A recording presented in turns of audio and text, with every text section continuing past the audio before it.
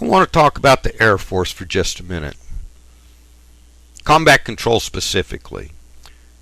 My name's Malfunction Mac, and I was a combat controller in the 70s and 80s.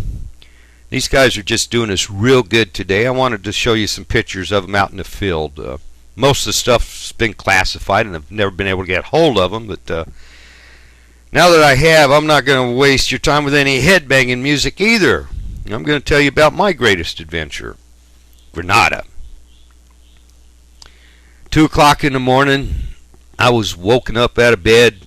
Said, get into the section right away. And I got there, and by gosh, everybody was busier than heck. Throwing equipment all over the place, pulling out motorcycles and trikes. The armory was open, grabbing weapons. They wanted us all loaded up before the sun came up. And this was at Pope Air Force Base.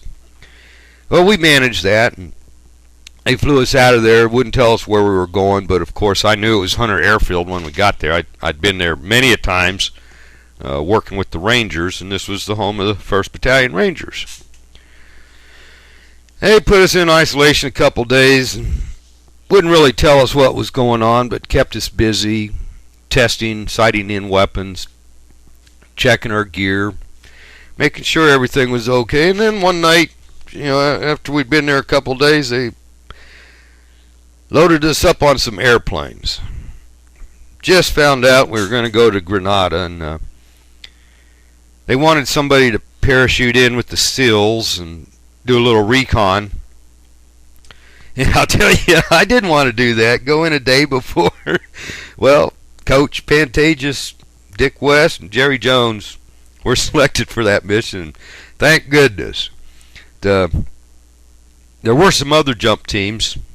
Buck Melter, Evans, D.I. Brown, Palmer, Caps, Lampy, Caffey, Scanlon, Griffin, Bob Reyes, Ray J. Heath, Tony Snodgrass, Mad Jack McMullen, Little Feller, Doug Phillips, and Jerry Bennett. But not me. I wasn't on a jump team. I don't know. Corrali and Woolman assigned to Delta. Kelly's 1st Battalion, and me, I'm assigned to Colonel Hagler, the 2nd Ranger Battalion commander. So we were scheduled, the plan was the clearing teams were going to jump in, get the runway open, airland the rest of us, and I was supposed to airland. I was on an MC-130, first aircraft in the 2nd wave. We had enough room on it. It has a bunch of navigational equipment up front, but we had enough room on it to put 2 jeeps, the command jeep for the commander there, and 20 jumpers. 19 Rangers and me. And well, we weren't jumpers. We were backup jumpers, but to make us feel good, they all gave us a parachute. They didn't have enough reserves to go around, and since we were backup jumpers, we didn't need a reserve. Those poor Army guys, they didn't have a jump master aboard, and their rules were they go ahead and shoot up and stay like that until they parachute.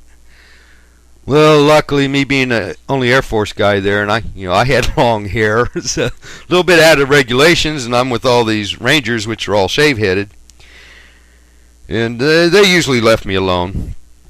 And of course, this time they did too. I went up front and climbed in one of the jeeps, went to sleep.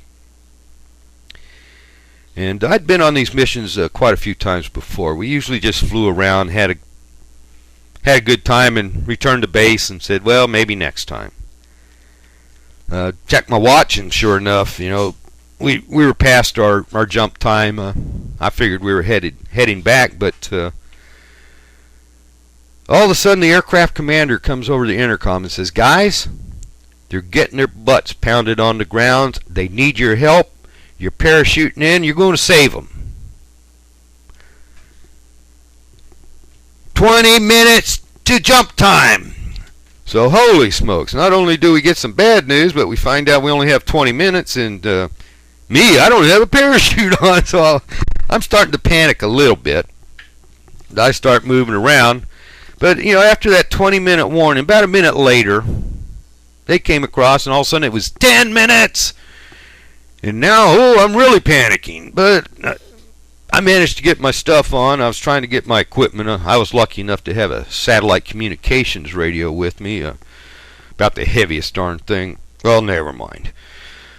But anyway, all of a sudden 6 minutes was there. I still wasn't quite suited. I got my stuff on, didn't matter. But about 2 or 3 minutes out, all of a sudden the aircraft banked. About knocked us all over. We were stumbling all over back there. And well, come to find out, they had dodged a ship. See, there was a Russian trawler out there supposedly keeping an eye on us, and we were only 200 feet above the ocean. But anyway, after he dodged the ship, then he started his massive climb to a whole 500 feet.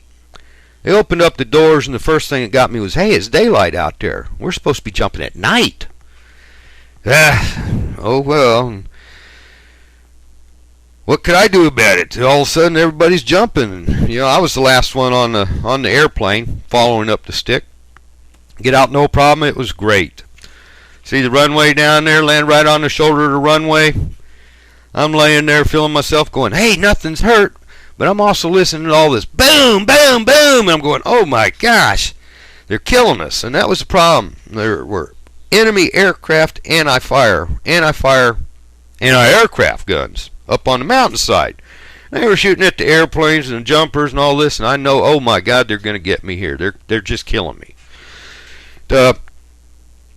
When I finally got my wits about me, I realized, no, that's one of ours. We had an AC-130 gunship up there, and he was pounding the heck out of those anti-aircraft positions. So it was once I got over it and realized it was our friendly fire that I was scared of, I got my stuff together, managed to regroup with the Rangers, and they were all roaring to go at it. And we captured a couple Cubans here and there, nothing to brag about, and they sure did a lot of firing and shooting. I'd heard that the guys that went out with the SEALs were lost to sea. We never did get anything from them in this whole mission. I was certainly concerned about them and worried that they were dead. And when I finally was able to get back with the guys, sure enough, there was Johnny Pantages, and I had a smile on my face, ear to ear, happy as heck. And as I'm coming up to greet him and say, man, I'm so glad to see you and know that you're alive, his statement caught me a little off guard. He says, Mac, I'm glad to see you. I heard you were dead. Holy smokes. Sent chills through my body. But I tell you, nothing felt better than being able to hug him and realize, yeah, I hadn't lost my teammate. Got to reminisce for just a minute, and then it was over. Shit hit the fan. Hang on.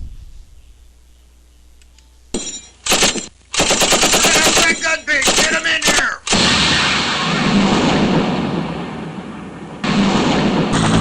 Jesus Christ, who the hell let get the hell out of here? Rescue 2, you're taking fire. Escape south. Rescue 2.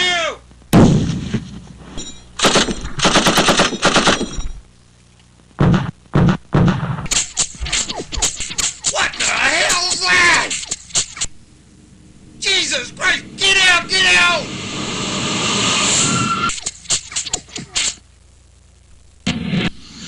Oh, Jesus Christ, it's about time those son of bitches